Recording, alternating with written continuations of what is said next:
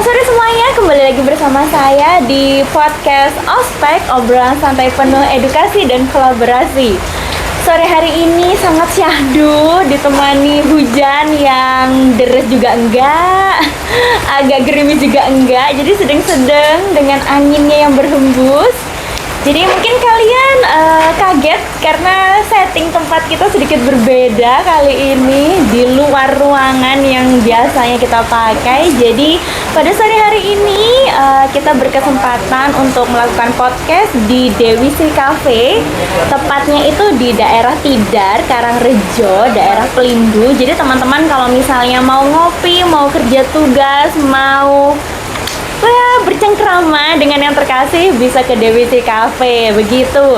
Pada sore hari ini saya sangat merasa terhormat karena podcast pada sore hari ini saya ditemani oleh Bapak David. Beliau adalah Wakil Rektor 2 di Unipar.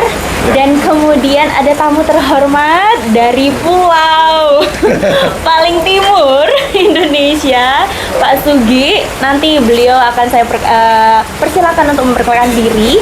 Jadi mungkin dari Pak David dulu perkenalan, karena gestarnya ditaruh di tengah-tengah ya. Pak David dulu, baru gestarnya di tengah, Pak. Silakan Pak David. Ya, terima kasih Mbak Regi. Ya. Sehari-hari saya memang punya aktivitas di dosen di Universitas PGRI Puro di luar kampus Pak Sugi, yaitu aktivitas di Yayasan Jember Fashion Karnaval. Oh iya. Kegiatan saya itu kegiatan event. Terus yang kedua, saya ada kegiatan sebagai ketua di Asosiasi Karnaval Indonesia yang memang membawai karnaval-karnaval di Indonesia. Banyak Pak ya? Banyak itu karnaval yang ya? Enggak lah. Cuma saya itu diminta bantuan oleh kementerian itu bagaimana membina karnaval-karnaval yang ada di Indonesia itu supaya memiliki kearifan lokal, untuk membranding wilayahnya, supaya potensi daerahnya itu juga bisa terangkat dari sisi event karnavalnya. Saya kira itu Mbak Regi. Terima kasih. Tidak hanya sibuk di Unipar, tapi di luar Unipar juga membawa nama Unipar ya Pak David. Jangan lupakan saya loh Pak. Berikutnya adalah gestar kita yang saya sudah cerita dari luar pulau. Silakan Bapak Sugi memperkenalkan diri. Oke, terima kasih Mbak Regina. Selamat sore ini teman-teman dan siapa yang biasa kita manggil kalau sama netizen kita itu. Iya, teman-teman podcast. Nah, teman-teman podcast saja ya. Hari ini saya terima kasih bisa hadir di acara podcast apa namanya? Ospek. Ospek ya. Saya diminta oleh Mbak Regina untuk memperkenalkan diri. Nama saya Sugiarso. Kalau dari namanya jelas saya ini orang Jawa, bukan orang Papua. walaupun dikatakan tadi tinggal di Papua. Jadi ceritanya saya ini lulus S2 dulu dari Universitas Negeri Malang. Ada dosen saya itu yang menjadi konsultan pendidikan di Yayasan Pendidikan Jaya Wijaya di kompleks sekolahnya itu di Freeport. Ya, jadi ada sekolah di di Freeport itu namanya Yayasan Pendidikan Jaya Wijaya. Itu sekolah untuk para karyawan dan anak-anaknya karyawan yang ada di situ. Beliau dosen saya itu jadi konsultan. Nah, katanya ada lowongan, coba kamu ngelamar di sana, nanti saya bawa gitu. Ya sudah, saya titip sama beliau dan akhirnya dimasukkan lamaran itu di departemen namanya Training and Development. Di Freeport itu ya? Ya, di Freeport. Jadi ada departemen namanya adalah Training and Development, namanya dulu di sini. Nah, saya diproses sampai akhirnya diterima. Akhirnya saya bekerja di sana mulai tahun 2001 sampai hari ini. Nah, kok bisa sampai di mana ini? Di Jember. Nah, saya kerja di Freeport itu pola kerja saya itu ada 62. 6 minggu di sana, 2 minggu di sini. 6 minggu, 2 minggu, 6 minggu, 2 minggu, 6. Begitu aja sudah polanya. Kalau boleh tahu penelitiannya tentang apa, Bapak? Nah, ini yang mungkin agak cocok ini. Jadi penelitian saya ini terkait dengan sebuah model pembelajaran untuk merintis usaha skala mikro.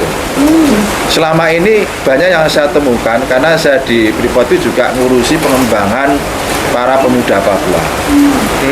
Kalau ditanya, kenapa kamu nggak usaha kok nunggu lamaran? Padahal kan lamaran itu juga lama prosesnya. Waduh Pak, saya nggak punya modal. Hampir setiap orang kalau ditanya itu alasannya nggak punya modal untuk mulai usaha itu Pak. Lalu saya bertanya dalam hati, apa memang benar? Alasan itu benar gitu. Nah, begitu saya lakukan pembelatihan di sana dengan berbagai model dan cara, ternyata alasan itu salah. Alasan itu nggak benar. Nggak bener gimana, Pak? Jadi nggak benar kalau misalnya dikatakan, kenapa kamu nggak bisnis? Karena nggak punya modal. Jadi tidak bisa bisnis karena alasan tidak punya modal. Inilah yang tidak benar. Gitu. Jadi sebenarnya modalnya apa? Modalnya bukan modal uang. Sebenarnya modalnya adalah modal kemauan. Iya. Nah, makanya di pelatihan ini, pelatihannya namanya adalah berbisnis modal nol. Berbisnis modal nol. Dan ini baru selesai hari yang ketiga dan diculik tadi oleh Pak Fadil dibawa ke sini saya gitu. Demikian ceritanya gitu. Pendahuluannya seperti itu ya Pak Sugi. Iya. Tapi nanti kita berbincang lebih lanjut karena kalau berbicara tentang wirausaha Pak, Bapak yang di tengah ini juga seorang wirausaha Oh iya, Bapak. jelas. Dan kebetulan kafe ini beliau yang mendampingi Iya. dari awal sehingga sampai besar dan kemudian memiliki beberapa cabang ya Pak David. Nah, untuk menanggapi berbisnis dengan modal nol, apakah itu beneran terjadi Pak menurut pengalaman Pak David? Sangat-sangat terjadi. Jadi sebenarnya saya punya ini Pak Sugi. Iya. Saya sepakat ya kalau memang berbisnis itu bukan diawali dengan modal secara finansial. Iya. Sangat sepakat. Saya dulu itu punya usaha itu ikut orang di kafe trotoar.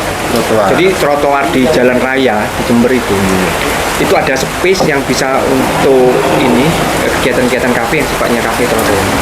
Dan kebetulan saya sama teman-teman yang punya kafe ini itu ada mobil punya almarhum orang tua saya yang legend.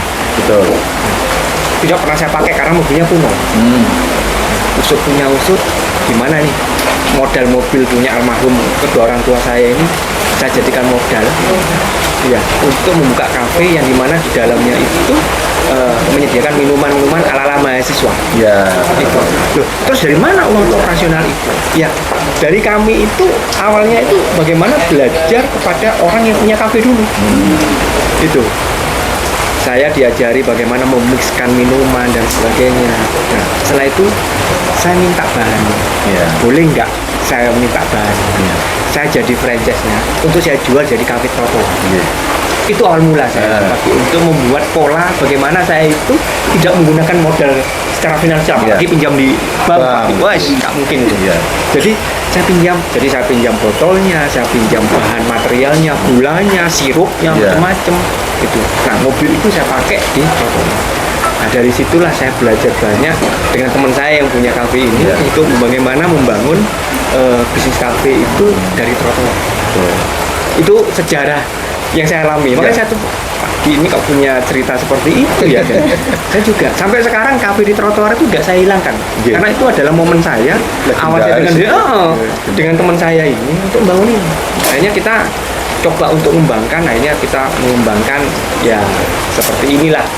Sudah menggunakan modal dari perbankan, modal-modal yang ada di situ. Jadi 2019, 1 tahun sebelum COVID, kira-kira itu Mbak Regina sejarah saya itu. Tapi kalau dari ceritanya Pak David sama Pak Sugi tadi, modal nol itu terjadi karena adanya pertemanan ya Pak. Kalau Pak Sugi kan dari Papua ke Jember pasti ada temannya. Kalau misalnya dari ceritanya Pak David minjam bahan-bahannya kan juga ada teman. Itu bagaimana Pak? Bener nggak saya Pak? Betul. Jadi yang paling pokok bisnis itu bukan uang, bener. Tapi apa? Koneksi, relasi, hubungan.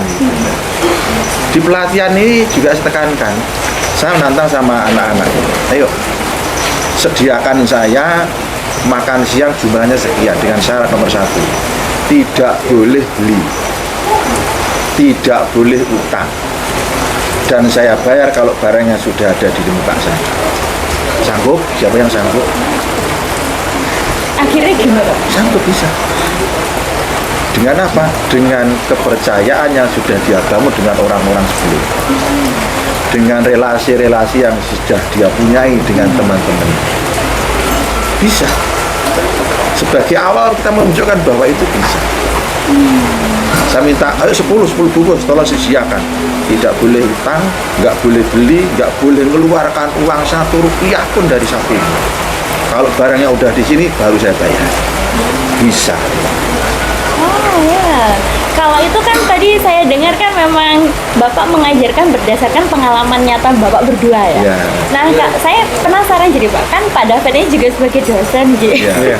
Kalau dimasukkan ke dalam kurikulum perkuliahan itu apakah sudah bisa diterima oleh mahasiswa Unipar sendiri? Atau bagaimana dukungan Unipar terhadap mahasiswa yang mau berwirausaha seperti itu? Ya, ini ceritanya Iya. sama hostnya saya disuruh menjelaskan apa yang saya lakukan pagi. Iya, Saya monggo, juga Pak. mau belajar. Artinya ke pagi ini bagaimana Iya. pengalaman pagi di Freeport Loh, mahasiswa itu. pelan-pelan Bapak. Pindah-pindah Pak. Giliran Iya. Pak, Giliran. supaya adil. Saya minum dulu boleh ya? Oh, boleh, monggo. Suasananya hujan terus minum seger. Anu, kayak apa ya, suasana menjadi kayak healing di Oh iya Pak. Gimana Pak David? Jadi kalau saya gini Mbak, jadi bagaimana saya itu memberikan ilustrasi kepada mahasiswa itu memang saya sebagai seorang dosen itu antara teori yang saya sampaikan pada mahasiswa dan juga apa yang saya lakukan terhadap teori itu kepada mahasiswa itu memang harus ada koneksivitasnya. Jadi bagaimana teori itu membuka cakrawala kita berlogika dan berpikir. Jadi bukan berarti kuliah itu khususnya di Unipar itu bukan berbicara mereka untuk menjadi kaya, tidak. Tapi bagaimana dia itu belajar berpikir secara mindset. Ini yang saya kerapkan pada mahasiswa. Jadi kamu kuliah itu bukan dicetak untuk menjadi orang kaya, tapi kamu bagaimana berlogika dan berpikir secara akademik untuk adaptasi pada kehidupan kamu setelah kamu lulus. Itu yang kerap kali saya ajarkan pada mahasiswa. Nah, terkait dengan kewirausahaan yang ada, bagaimana keterlibatan saya ketika saya memberikan juga ilustrasi? Ilustrasinya sederhana, Pak.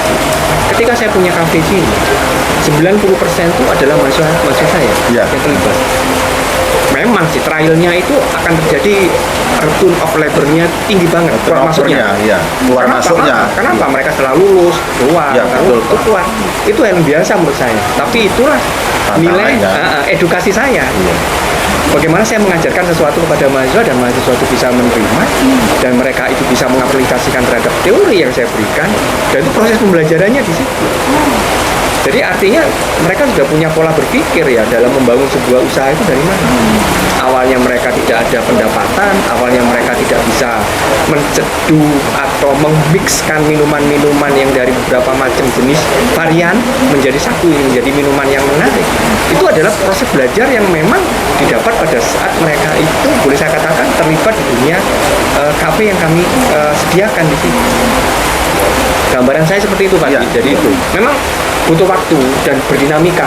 Karena kadang-kadang mahasiswa, Pak, kenapa saya diajarkan untuk dari sisi saya itu harus menjadi orang yang secara sosial di bawah. Saya bilang, Anda bukan saya latih untuk menjadi orang di bawah, tapi untuk menjadi orang yang di atas, Anda itu harus belajar menjadi orang yang paling bawah. Betul.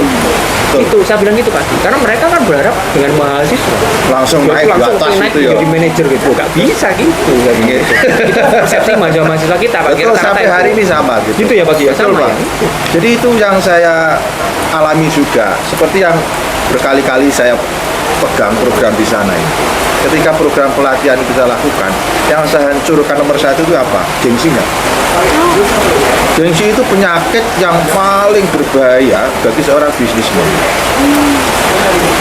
Yang kedua adalah malas. Malas itu sudah rajanya hambatan itu. Saya hancurkan. Maka di dalam konsep saya itu yang pertama harus positive thinking dulu. Ketika nggak positive thinking, melihat hujan nih, saya ambil contoh hujan ini. Ketika mereka melihat ini sebagai masalah, maka ide bisnis tidak akan muncul. Tetapi ketika dia melihat hujan ini sebagai sebuah peluang, maka itu akan muncul ide bisnis. Bagi sebagian besar orang, hujan itu problem. Maka bagi bisnismen, yang tentu pola pikirnya tidak pola pikir bisnismen ya, hujan adalah mendapatkan, dia adalah sebagai problem solver bagi sebagian masyarakat yang merasa hujan adalah masalah. Jadi pola pikirnya terbalik. Umumnya orang Sabtu Minggu itu libur, santai, makan, jalan-jalan, minum-minum begitu kan, keluar uang yang jelas, keluar uang. Tapi bisnismen tidak. Kalau ingin dapat uang, dia di hari itu Sabtu Minggu harus kerja.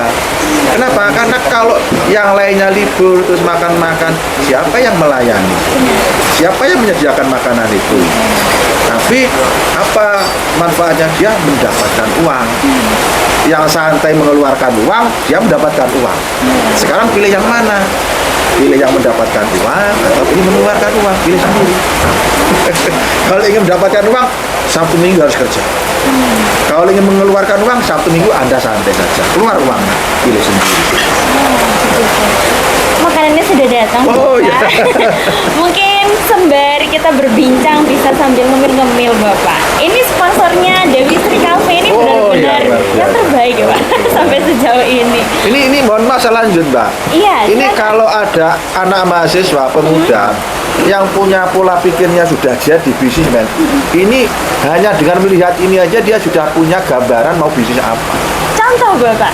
Iya gambarannya. Contoh ini ya, misalnya nih saya beli harga begini misalnya 50.000 lah misalnya ya, sudah ada begini itu. Kemudian saya ambil, saya kumpulkan jadi beberapa, kemudian saya bungkus. Terus saya tambah sesuatu aja, akhirnya menjadi katakan jadi 10 bungkus Pak ya. Lalu saya jual ke tempat yang lain. Itu nilai tambah ya. Sudah nilai tambah sendiri Pak, setidaknya nilai tambah tempat. Dari sini sudah ke sana. Coba Mbak Regina lihat. Minuman ini kalau di sini berapa Pak? Kalau ini di hotel bintang 5 berapa? Iya. Iya. Kan barangnya sama. Benar. Ganti nama Inggris juga Ya nama. sama gitu. Sama ini kan sama gitu. Jadi nilai tambah dari sebuah produk itu tidak harus dalam bentuk barangnya. Kan pelayanannya, pindah tempat, nama saja itu sudah menjadi sebuah nilai tambah. Bergantung dari segmen pasar mana yang kita bidik kan. Iya, benar. Padahal saya itu kalau mau naik pesawat itu saya beli dulu aqua. Kenapa? Jadi dalam mahal ya Pak. Dalam Pakai bahasa ya. sama aquanya ya Pak, bayangkan itu. Iya benar. Tapi kalau tadi saya dengar kaitannya dengan mindset Pak ya. Iya. Kadangkala kan ini juga saya penasaran Pak. Perbedaannya apa sih mindset antara anak di Jawa dengan anak yang di Papua? Karena kan kadangkala kita tahu dari cerita-cerita di berita, oh yang teman-teman dari timur itu sangat sulit atau bagaimana gitu. Kalau pengalamannya Bapak mengajarkan mereka bagaimana? Secara umum ini mindset, saya tidak bicara mindset bisnis dulu ya, tapi mindset secara umum antara orang-orang di Indonesia Barat sini maupun di Indonesia Timur, khususnya yang Papua. Yang berbeda nomor satu adalah mengenai kekerabatan. Kita tahu di Papua itu banyak sekali suku, dan setiap suku itu ada marga. Marga itu kuat sekali. Kuat sekali. Beda dengan kita yang di sini, orang Jawa itu nggak mengenal marga. Itu. Iya Pak, mana ada saya marga itu. Marga satwa ya di. Iya. Nggak ada, kita kenal marga itu nggak ada. Gitu. Tapi kalau mereka itu marganya kuat sekali. Sehingga apa? Sehingga itu mempengaruhi kepada mereka dalam melihat dunia ini. Bagi kami nggak peduli ini orang A, orang B, orang C, yang penting satu visi, satu pemahaman, satu pemikiran kan bisa jalan. Tapi dia kan lihat dulu marganya. Beda marga, beda kebiasaan dan Beda mindset. kebiasaan. Iya. Itu yang sangat kentara sekali dan itu akan berpengaruh dalam pergaulan sehari-hari. Kemudian yang berikutnya tadi adalah mengenai kebiasaan untuk merantau. Hampir mayoritas orang Papua itu jarang yang merantau. Gitu ya. Tapi orang Jawa itu di mana-mana merantau, apalagi orang Padang itu kemana-mana merantau. Sehingga kalau saya dulu berangkat ke Papua itu mikir, saya punya teman gitu loh. Awalnya sampai ibu saya itu nangis, Pak. Saya sendirian berangkat itu, bayangkan. Ternyata begitu sampai di kantor, yang nyambut itu loh, wong Jawa kabeh, Pak. Sampai heran saya itu. Loh, gak bisa. Iya, Pak. Jadi orang Jawa itu di mana-mana. Dan itu fleksibel karena dia tidak dipengaruhi oleh suku, gitu, marga, gitu. Tapi kalau Papuan masih. Jadi misalnya dia kumpul di sana itu dia akan mengelompok sama sukunya, mengelompok sama marganya. Untuk berbaur agak sulit. Bukan nggak bisa ya, lebih sulit lah daripada yang tanpa marga. Kenapa saya bertanya tentang hambatannya seperti apa, Ya. pengalaman Bapak seperti apa? Karena kalau di Unipar juga banyak ternyata teman-teman dari Papua dan Ya. mungkin itu juga bisa menjadi pembelajaran Ya. kita ya Pak Ya, ya. Unipar, bagaimana kita bisa edukasi dan berteman dengan teman-teman dari Papua. Akan tetapi secara keseluruhan sepertinya mereka bisa berkomunikasi ya. Bisa. Karena Papuan itu sangat beragam, baik dari si suku maupun pola pikir, Pak. Ada yang sangat maju sekali ya. Nah, solusi kalau kita ingin menaikkan, ya bahasa saya menaikkan ya, kohesitas atau harmoni kita dengan teman-teman kita Papuan itu adalah dengan dicampur. Itu ya. Dicampur maksudnya gimana Pak? Di blend. Jadi menjadi satu ini. Jadi satu jangan komunitas. dikelompok-kelompokkan. Saya kira antar marga dari Enggak, Papua enggak, dicampur. Dengan orang sini, orang Jawa. Ya. Jadi dicampurkan. Jadi saya, Pak David nanti ada Papua Ya, berapa, ada Mbak Regina ada Papua berapa. Nanti membentuk sebuah Yes, kelompok. nge-blend lah. Iya. Jadi dicampur. Nanti kalau dikelompokkan sesama Papua dia akan ngegeng nanti. Iya, Dan Pak. sulit berbaur. Iya, benar. Ada satu filosofi. Saya ingat tuh saya di rumahku ketemu namanya Haji Tahir Magesan, itu orang Pakpak. Ngomong saya, Mbak Sugi, ya Mbak Haji gimana? Mas Sugi tahu kan orang Papua itu rambutnya keriting? Ya tahu. Tahu nggak filosofinya keriting? Kan tahu gimana? Keriting itu kalau ditarik dia akan lurus. Tapi kalau tarikannya ini dilepas, dia akan keriting lagi. Artinya apa? Artinya apa? Ketika ingin membantu anak Papua itu berkembang, maka memang harus ada yang menjaga Iya. sampai benar-benar keritingnya ini lurus. Kalau enggak ya itu. Kalau cuma ditarik atau dilepaskan lagi ya Ya, balik balik lagi. Jadi pendampingan, pendidikan dan seterusnya harus terus menerus dan memang diawasi dengan ketat. Kalau enggak dia balik. Betapa banyak anak-anak Papuan itu bersekolah di Jawa, kemudian ke luar negeri, setelah itu balik ke komunitasnya, maka nol, perubahannya nol. Dia akan terpengaruh sama asalnya itu. Nggak bisa melakukan perubahan. Kenapa? Dia dibilang, anak kemarin sore tahu apa? Wah, kalah. Karena senioritasnya tidak bisa dilawan. Iya. Betul. Tapi pasti ada cerita keberhasilan Bapak dalam mendampingi kan Pak? Ya. Share mungkin. Karena saya benar-benar penasaran ya keberhasilan Bapak sebagai training and development mendampingi Betul. teman-teman di sana seperti apa. Setidaknya kami kan bisa belajar juga Pak. Ya. Tapi usahanya memang besar.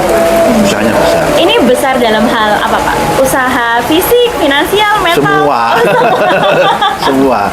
Jadi ada satu program yang memang saya pegang, namanya Papuan Bridge Mining, yaitu menyekolahkan anak Papuan yang sekolah di Unipa sama di Uncen D3 pertambangan, lalu dibawa di S1 kan di ITB. Nah itu mencari aja udah sulitnya setengah mati saya. Mencari anak-anak yang memenuhi kualifikasi. Itu ya. Nah, itu 2 kali angkatan kami adakan itu dan biayanya besar. Nah, salah satu hal yang kami lakukan adalah sebelum berangkat kami udah semacam apa ya, diasramakan gitulah Pak, selama 3 bulan sebelum berangkat untuk dididik berbagai hal yang terkait dengan persiapan non akademik maupun akademik.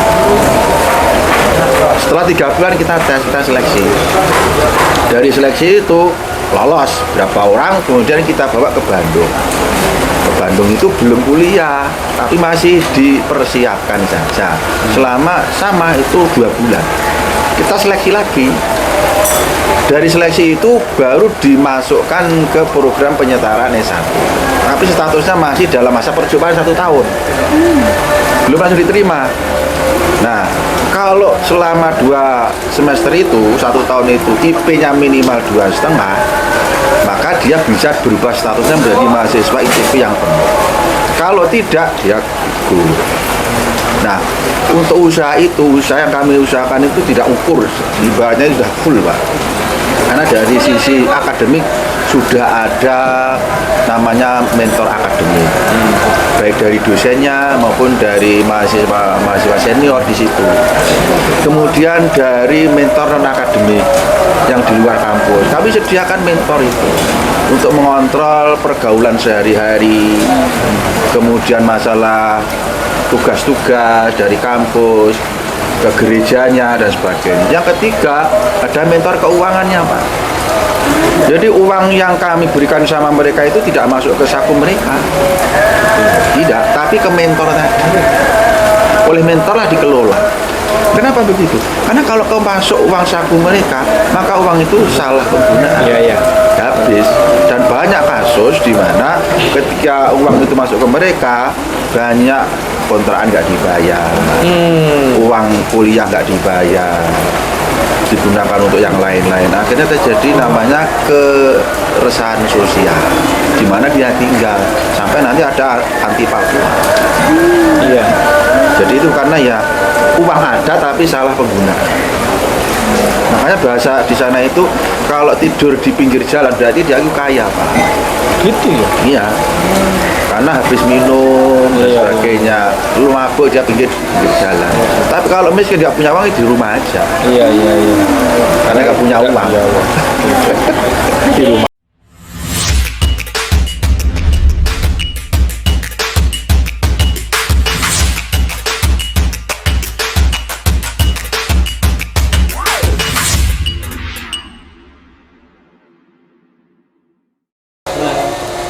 Tadi Bapak Sugi mungkin bercerita dan sudah memberikan statement bahwa nggak ada disabilitas karena memang ketentuannya seperti itu ya Ya, Pak. Karena betul. kaitannya dengan mining. Ya. Akan tetapi saya pribadi mengiyakan bahwa saya belajar banyak tentang multikulturalnya ya Pak.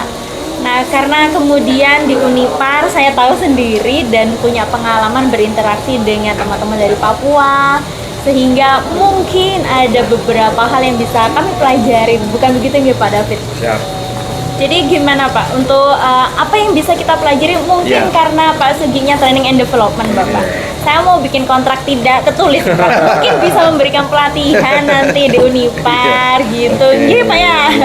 Ya. Kalau misalnya dikaitkan lagi dengan multikultural di Unipar Pak, gimana menurut Pak David? Iya. Jadi kita ini kan menerima dari sisi latar belakang mahasiswa itu yang tidak sama dengan perguruan tinggi yang lain. Karena kita ini kalau dikatakan mencari sebuah standarisasi untuk dari penerimaan mahasiswa baru, kita nggak ke sana.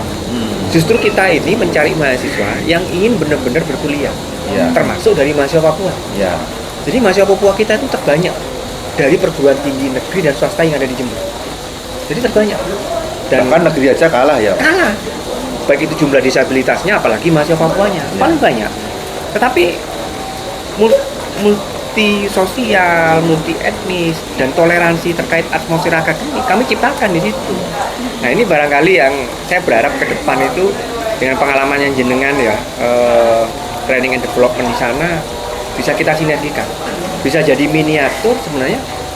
Bisa jadi suatu ketika mahasiswa Papua yang kuliah di sini itu benar-benar dia itu memiliki sebuah mindset yang memadukan multidisiplin dan multisosial yang ada di Jawa seperti apa dan di Papua seperti apa, dan dia itu mampu bisa membangun di Papua. Itu harapan kami sebenarnya Pak, untuk dengan pertemuan kali ini sih. Bener, setidaknya dari cerita Pak Sugi tadi kan jarang yang merantau. Iya. Kalau mereka sudah tahu Unipar ini adalah lingkungan yang aman dan nyaman bagi teman-teman Papua, kan mereka bisa datang dan belajar merantau gitu Pak. Betul. Terutama di Unipar Iya. gitu. Apakah ada memang bisa ya Pak kemungkinan untuk Bapak sharing pengetahuan di Unipar? Gimana Pak? Kalau itu saya senang sekali malah. Kenapa? Karena seandainya itu memang menjadi hal yang baik, kenapa tidak Iya, dilakukan? Daripada saya simpen-simpen akhirnya busuk Pak, kayak buah aja Pak ya. Mendingan dimakan aja, jadi sehat untuk semua orang. Iya. Siap Mbak kalau Oke, di- sudah bilang siap Bapak. Dan ini juga nanti masih Iya. YouTube loh Pak. Oh iya. Begitu, iya. Ini semakin malam Bapak, semakin dingin. Oh, iya. Sepertinya kita harus mengakhiri perbincangan hari ini Bapak. Mungkin ada pesan-pesan Iya. atau motivasi dari Bapak Sugi gitu untuk teman-teman ospek. Oh iya. Saya ucapkan terima kasih untuk hari ini saya diberi kesempatan untuk menyampaikan sesuatu. Harapan saya tentu saja program ini kalau bisa jangan berhenti, harus terus dikembangkan, khususnya nanti kalau bisa menjadi sebuah sarana komunikasi, sarana diskusi, dan bahkan sarana untuk menciptakan sebuah komunitas kewirausahaan Pak. Siap. Karena memang hari ini saya sudah bicara itu ya. Ya. Syukur-syukur itu nanti mahasiswa bisa terlibat. Karena bagaimanapun mahasiswa ini kalau lulus kuliah tantangannya itu adalah bekerja atau nganggur. Kalau sudah lulus kuliah Pilihannya ya. pilihannya. Kalau tidak mau pilihan nganggur berarti harus bekerja. Sementara bekerja itu hanya ada dua pilihan, menjadi karyawan atau menjadi wirausahawan saja. Ya. Tidak ada selain dua itu. Iya. Yang ada adalah pengangguran. Jadi satu karyawan, dua wirausahaan, ketiga pengangguran. Tentu nggak ingin kita yang pengangguran. Iya. Iya, benar. Kalau dari Pak David bagaimana Bapak? Motivasinya dan impiannya Bapak? Karena sudah bertemu Bapak Sugi di Iya. Papua. Jadi menurut saya inilah starting point ya, bahwa kita bertemu dengan sahabat-sahabat kita ya dari Papua yang memang kita bicara tentang bagaimana mengembangkan sebuah proses peradaban itu. Bukan hanya bicara tentang hanya sisi edukasinya aja, tapi bagaimana kita membangun sebuah peradaban yang lebih baik pada sisi kita menyongsong dan beradaptasi dengan perubahan zaman di masa depan. Dan anak-anak muda lah, dan generasi muda dan generasi mahasiswa itulah yang menentukan masa depan sebuah peradaban 10-15 tahun yang akan datang. Iya. Seperti itu, Mbak Riki. Iya, jadi intinya tidak masalah kamu dari mana dan berada di mana. Betul. Betul. Yang penting kamu itu harus tidak gengsi dan mau bekerja dan Betul. mau bergerak. Nah, kalau nganggur kan tidak bisa kontributif. Pak. Benar. Kalau penghasilan kan bisa kontributif ya. Iya. Itu poinnya di situ. Kalau diem aja mending jadi batu ya. Hah? Apalagi pengangguran jadi apa namanya kriminal kan bahaya itu Aduh, malah. iya. Semoga mahasiswa Unipar tidak begitu ya Pak. Begitu, terima kasih Bapak Sugi, Iya. terima kasih Bapak David. Obrolan hari ini sangat memotivasi saya dan menginspirasi saya secara pribadi, dan semoga juga dapat menginspirasi teman-teman dari ospek. Iya. Dan semoga kita bisa bertemu lagi di podcast-podcast selanjutnya dan di kesempatan selanjutnya Pak. Ya, siap. Karena Pak Sugi sudah mudah-mudahan. janji mau kembali lagi ke Unipar. Baik, demikian teman-teman ospek, dan kita akan ketemu di podcast selanjutnya. Bye-bye. Oke, terima kasih.